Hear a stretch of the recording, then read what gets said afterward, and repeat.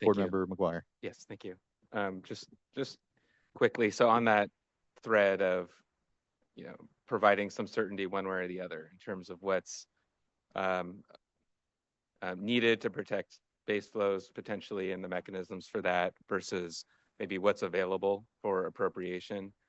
I'm looking at both of these options, and to me, under 6A, and it's not really clear in either case. And I'm being generic and broad brush here. I'm thinking about climate change and needs for water supply resiliency, and projecting out forward and understanding. It's important to know, I think, how much water might be available under these different circumstances. So I guess my question is, has there been an assessment of that side to kind of determine, big picture, how much water might be available under either scenario?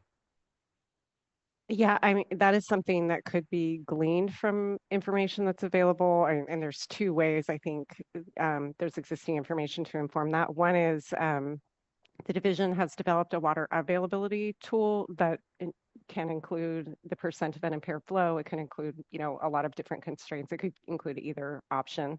And individual projects can include those levels and see how it pans out for their project a number of different assumptions that can be toggled on or off.